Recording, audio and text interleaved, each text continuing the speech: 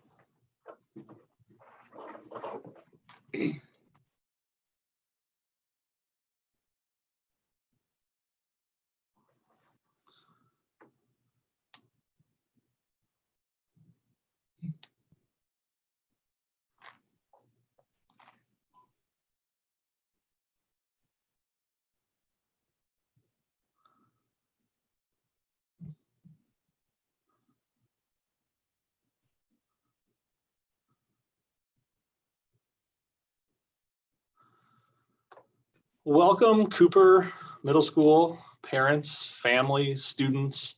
I want to welcome you to the first ever virtual curriculum night. My name is Dave DeMuth. I am the principal of Cooper Middle School.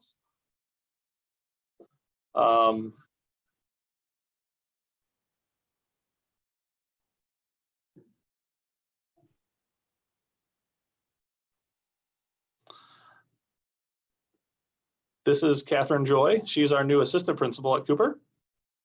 Hello, everyone. We have a few thank yous to get out of the way very early in this conversation.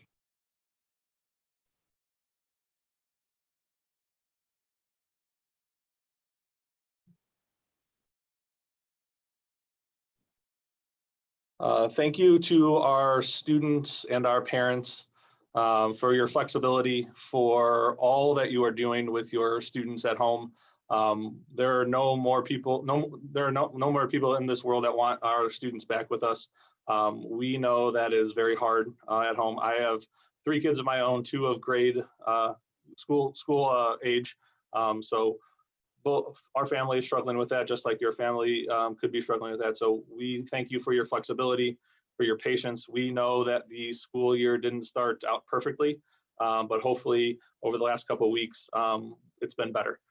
We will continue to try and make things as great as possible for your kids.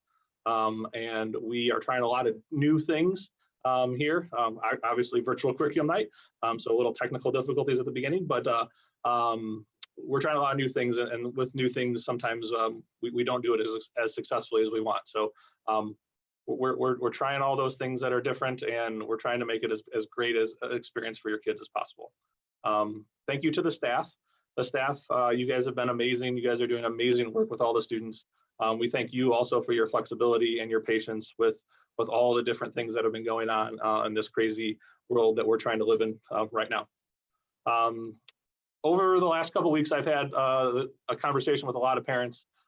So there's a few things that Catherine and I are going to talk about that are recurring themes in those conversations with parents that I thought all parents could really hear us say in this presentation.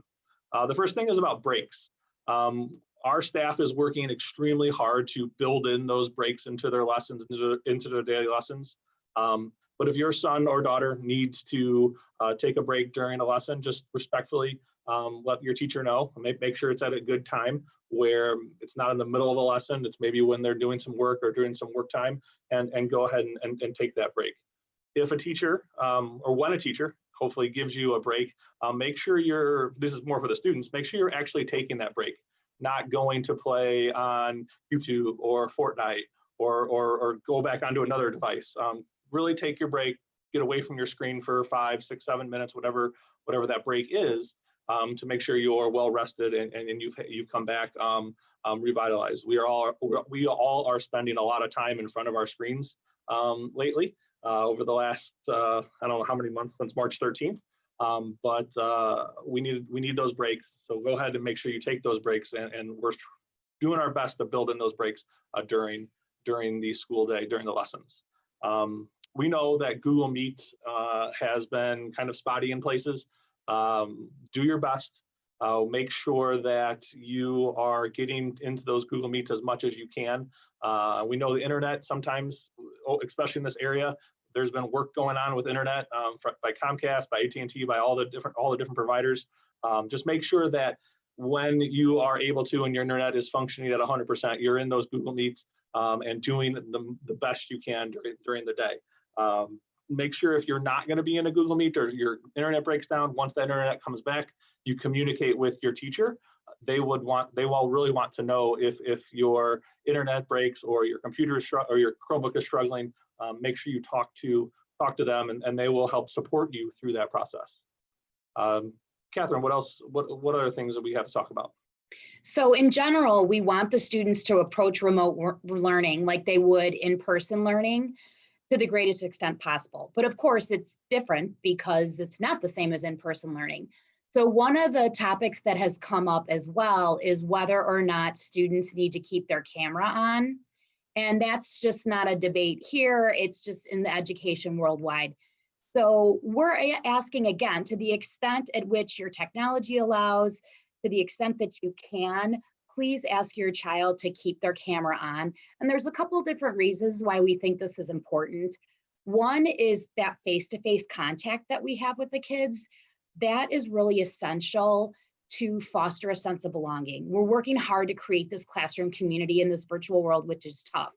So if the teacher can see the kids' faces and student to students, they're seeing each other and really building that classroom community.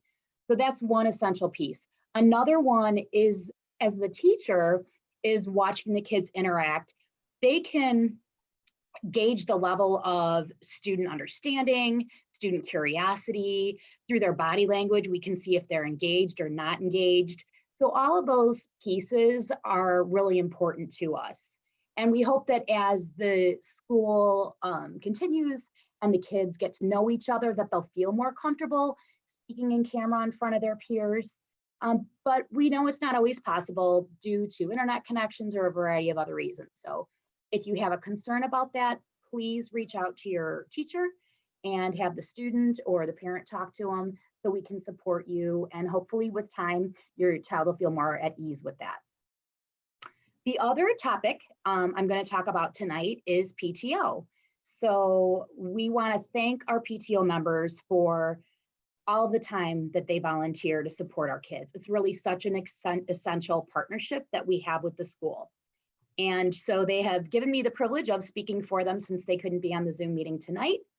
So once again, the purpose of a PTO in a school is to support student events for learning. Sometimes it's field trip transportation or providing funds for teachers to buy things for their classrooms for the students to use, and social events like the lighted schoolhouse.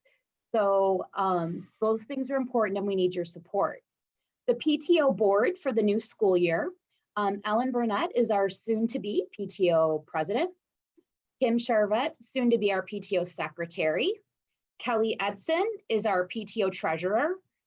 And PTO is still seeking some positions. They are seeking 2 volunteers for a vice president position and some committee chairs. So ideally, we'd love to see representation from all of our feeder schools, Longfellow, Poe, and Kilmer. So we hope that you will take that into consideration and see if you could volunteer some of your time. Cooper PTO is primarily funded from membership dues and fundraisers, and we really encourage all families to join. The PTO will be sending out membership emails shortly to all of your families. The dues are $10 for the year. Their first meeting is going to be held Tuesday, October 13 via Zoom. It is open to all PTO members.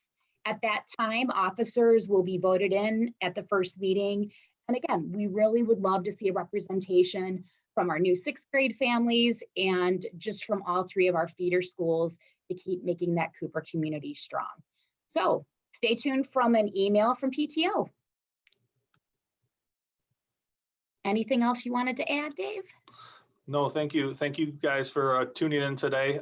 Go ahead and click on any of the links that were sent out by myself through the Parent Square during the time frame that those links are going on, and have a wonderful night. Everything will be recorded.